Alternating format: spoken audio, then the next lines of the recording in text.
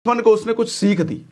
लक्ष्मण को उसने बताया कि कभी भी घर में काम कर रहे रसोइये से या फिर आपके राज दरबार में मंत्री से या फिर कोई ऐसा आदमी जो आपके गूढ़ रहस्य को जानता हो, उसको कभी अपने से दूर मत होने देना, उससे कभी लड़ाई झगड़ा मत करना, उसको कभी नाराज मत करना।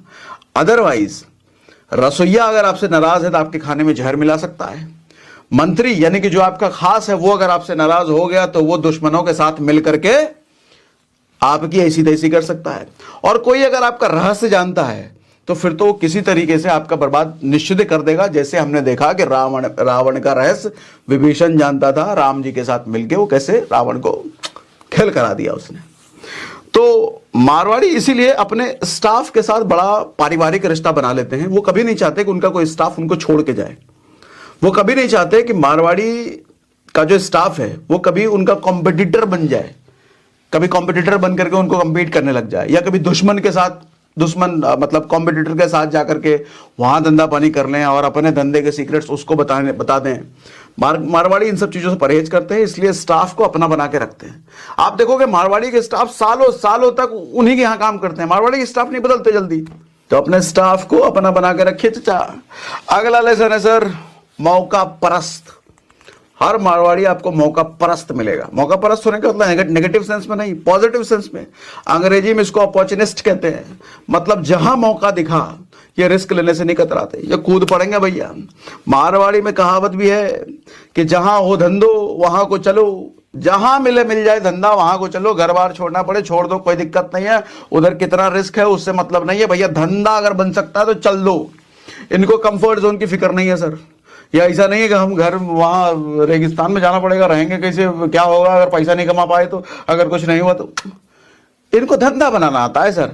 अगर अपॉर्चुनिटी है, मौका है तो ये धंधा बना लेंगे जाकर के। जैसा अभी शुरुआत में हमने कहानी से सेशन शुरू किया ना, ऐसे ही। अगला लेसन है सर चैरिटी, जो हमें मारवाड़ी से सीखनी चाहिए। दान पुण्य भरपूर करते हैं, पैसा तो भरपूर कमाते ही है, लेकिन पैसे के साथ साथ उसी अनुपात में दान पुण्य भी भरपूर करते हैं। अभी अयोध्या में जो राम मंदिर जो 22 को शुरू हो रहा है सर, मैंने कहीं सुना कि 500 करोड़ से ज्यादा डोनेशन तो मारवाड़ियों ने दिया है वहां पर। 500 करोड़ से ज्यादा डोनेशन। ऐसे ही मारवाड़ियों को आप देखोगे कितने हॉस्पिटल, कितने क्या क्या बहुत सारी चीजें चलती रहती हैं जो मारवाड़ी ने खड़ा किया है। देखो मारवाड़ियों को आप देखोगे ना, ये मेहनती भरपूर होते हैं, कर्मों में बड़ा हार्डकोर बिलीवर है, कर्मों के, मेहनत के।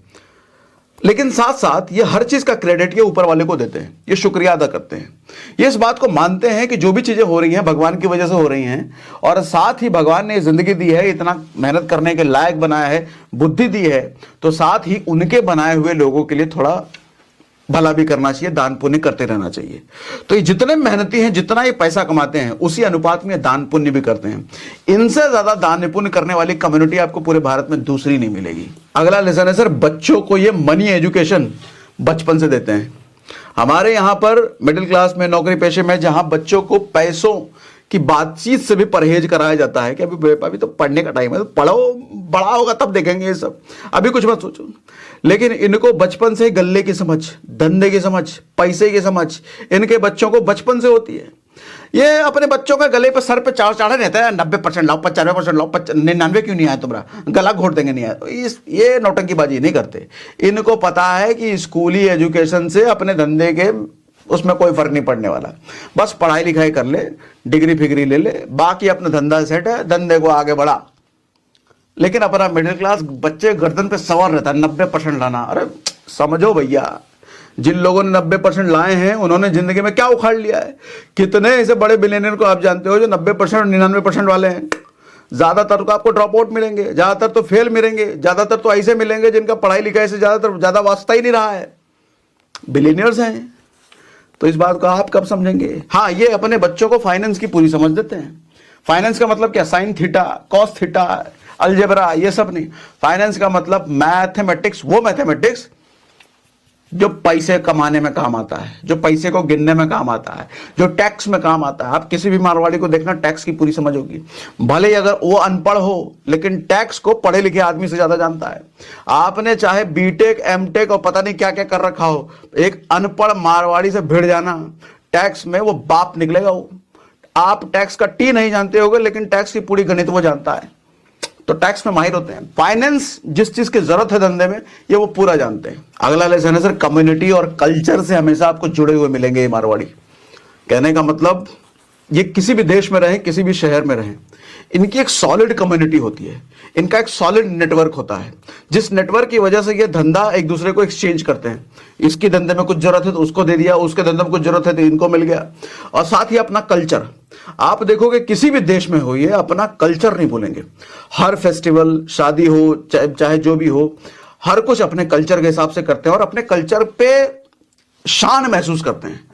मैं बहुत सारे लोगों को देखता हूं कि भैया गांव देहात से आए हैं, बहुत दिन से दिल्ली बंबई में रह रहे हैं, तो I born and brought up in Delhi. अरे भैया तुम अंग्रेज, तो ऐसे लोग मन करता चार लपड़ मारे, कहां से हो, कान के नीचे तबड़ाक लगा पूछे सच सच बताओ कहां से।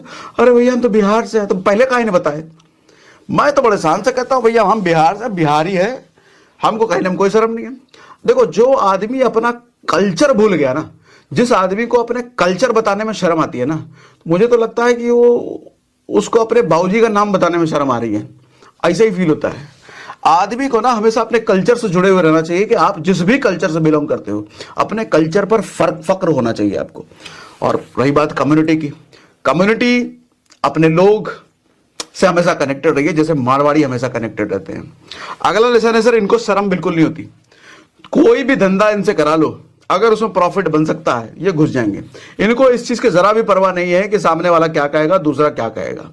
एक कौन थे वो, निरमा के फाउंडर, वो शायद पटेल थे, वो मारवाड़ी नहीं थे, लेकिन निरमा के फाउंडर ने शुरुआत में कैसे सर्फ बेचना शुरू किया था, साइकिल पे घूम घूम करके, घर पे जा जा करके। उन्होंने नहीं सोचा था कि इज्जत चली जाएगी हमारी, मिडिल क्लास को डर होता है ना, इज्जत चली जाएगी, उन्होंने सोचा। लेकिन आज के टाइम में निरमा कितना बड़ा ब्रांड है। तो शर्म छोड़ो भैया, जहां से धंधा बन सकता है वहां शर्म करने का कोई मतलब नहीं। और जिन लोगों से आप शर्म करते हो सर, आपका घर नहीं चलाने वाले, वो आपको एक रोटी नहीं देने वाले।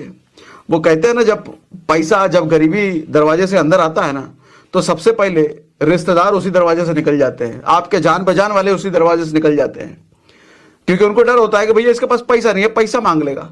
और इन्हीं की परवाह तो हम सबसे ज्यादा करते हैं, ये लोग क्या सोचेंगे, अरे क्या सोचेंगे वाले चचा। तो ये कुछ मारवाड़ी की जिंदगी से हमने लेसन निकालने की कोशिश करें, जो हम अगर जिंदगी में कोशिश नहीं इंप्लीमेंट करें, तो शायद मारवाड़ी की तरह कोई भी बन सकता है। कुकू एफएम डाउनलोड करने का लिंक हमने डिस्क्रिप्शन और पिन कमेंट में डाल दिया है। कुकू एफएम पर ऑडियो बुक सुनकर बेहतर बनते रहिए, और मारवाड़ी की जिंदगी से जितना सीख कर हम अपनी जिंदगी में इंप्लीमेंट करें, हम भी उनकी तरह बन जाएं।